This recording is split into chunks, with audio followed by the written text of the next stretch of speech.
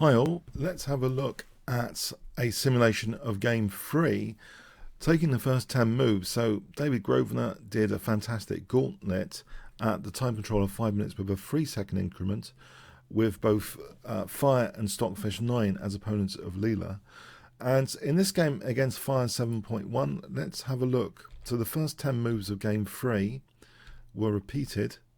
So this is the Nimzovich-Rosalimo attack system, and we have this position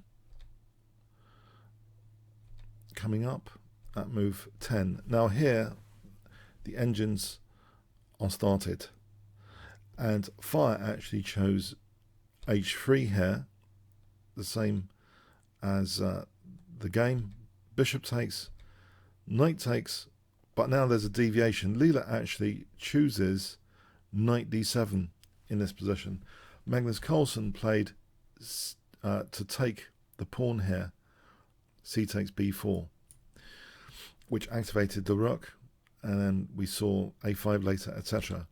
So can black actually do something else with this position? So knight d7 is liked, it seems, by Leela, at least Leela 11-2-4-8, which is one of the strongest IDs so far of Leela chess. We have bishop d2 being played. One of the perks, of course, now is after b takes, knight takes c5 is a perk of knight d7 to be able to capture there. And actually knight a4 might actually be a tenable idea. This might be at least even. So bishop d2, and now actually once the bishop has been committed to d2, we still see c takes b4, and this of course activates the rook. But Leela doesn't go for some trades on the a file, but keeps the tension in the position with a6. Now white plays rook a3. We have rook fe8, queen a1. So yeah, that nifty move, looking at e5 and looking down the a file. Rook ac8. Now bishop e3. Now knight f8. Knight d2. It seems as though white is achieving some important strategic goals here with knight c4, and the bishop looking at coordinating the knight, especially on the b6 square. So yeah, doesn't this look slightly uncomfortable? There's also pressure on e5, and also even more pressure could potentially be exerted on e5 like that. So is e5 a major liability for black in this position?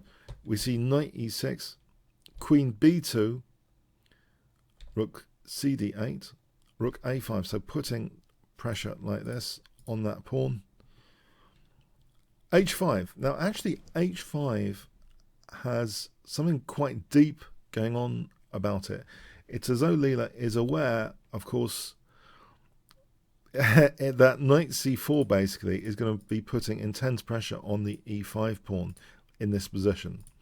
But h5 could play a pivotal role in trying to exploit the slightly unbalanced nature of white's pieces if white does end up capturing on e5, being able to potentially undermine white on dark squares, especially if f4 is needed to support that knight. You could imagine g5 and h4 being part of an undermining campaign. So this is a very, very deep idea, it seems, from Leela chess here.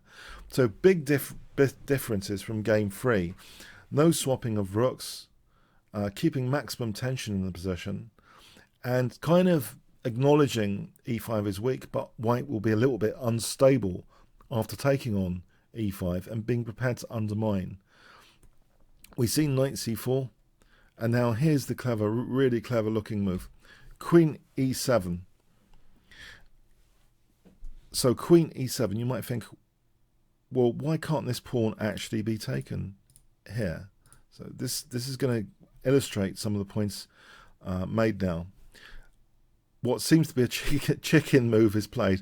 Fire doesn't seem to want to play with fire by playing queen b1. It looks like a very strange retreat. It does get out of this diagonal, which means like knight f4 is more effective than usual.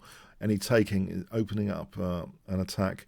And there might be queen g5 as well, looking at g2. So maybe it's a kind of prophylaxis against that by taking the queen off that x-ray diagonal. But let's look at the crunch of the matter. Knight takes e5. What would be the matter with this? It seems here c5, and this leaves white slightly off balance. By breaking the communication of the knight on e5, there's also the possibility of queen c7 hitting the rook as well, especially if that was loose.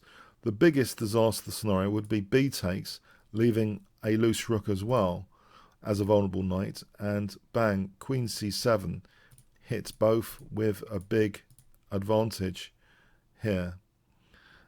So that would be a total nightmare. But let's look at some alternatives. f4, and this is where this idea of undermining the knight is echoed.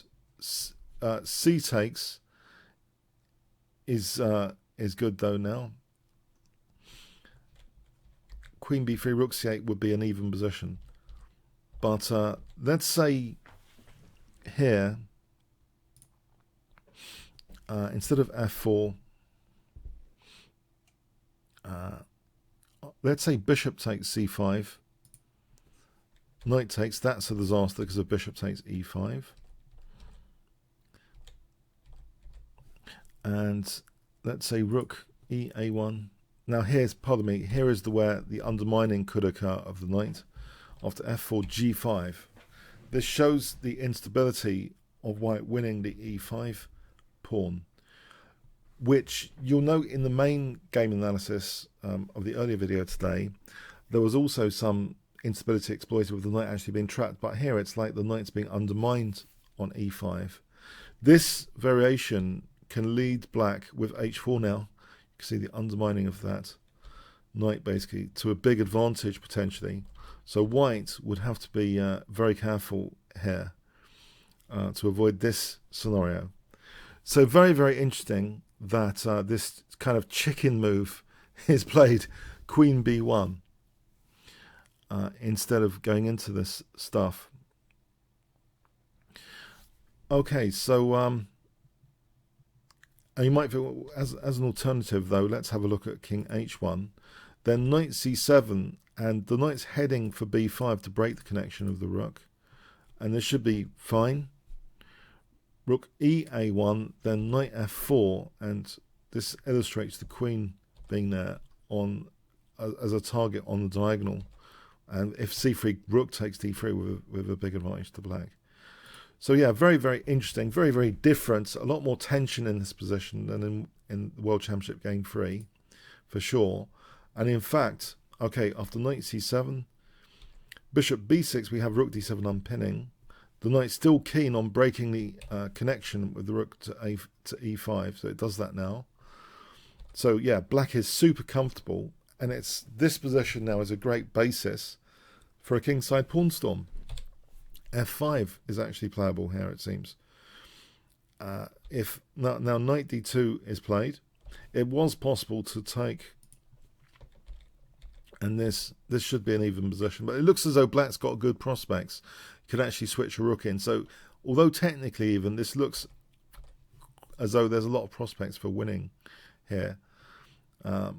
So anyway, knight d2, f4, rook d1. We see g5. So a pawn storm, good old pawn storm. Yeah. So this is a really, obviously a fictional scenario, but Magnus actually has had an attack in this variation with black, beating Caruana in this variation in their match history, which I'll put as a pinned comment as part of this video. You might want to check out that as well. So sometimes there is some attacking potential in general in this line, in this positional opening. So here clearly Leela's getting a lot of attack potential out of things. Knight c7, f3. If queen c3, then knight e6, this position is a big advantage for black. So f3, knight e6, f takes, h takes, queen takes b4, nabbing this pawn over here, and then coming back to the king side. So here, knight takes, bishop takes. Now coming back to the king side. Now black clearly is in the driving seat. White's g4 pawn is very vulnerable. This looks very desperate. It is trying to put pressure on that pawn because that pawn is pinned to the queen. We see queen takes g4. And yeah, black's got a favourable endgame position here with ed and f3 as threats. Yeah, it's very bad for white now. This ends up now transitioning into an extremely favourable endgame.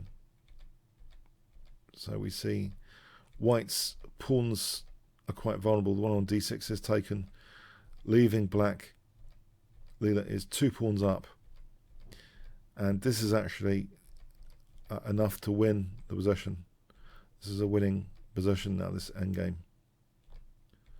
The pawn will be dragged, and it was adjudicated as a win here. So yes, a fictitious side story simulation. So I think there are some interesting tactical elements to consider as a big contrast to game 3. First of all, keeping maximum tension in the position, no exchange of rooks in this game. Trying to just neutralize the a file, taking the blast of pressure on e5, knowing that with that pivotal h5 move, sometimes that e5 knight is a bit shaky. And if white chickens out, then there's a kingside pawn storm, as this game demonstrates. So very, very interesting, I thought. If you found it interesting as well, then please click on the top left box, which should appear shortly, to become a member at chessworld.net. That with my reference code, I can invite you to tournaments with other YouTubers. You can also check the analysis of this and all the other games and analysis on the improved menu, learn from the masters, and you click YouTube order. And some of that will be updated from time to time. Okay. Comments, questions, like, shares, subscribes with the notification bell, really appreciated. Thanks very much.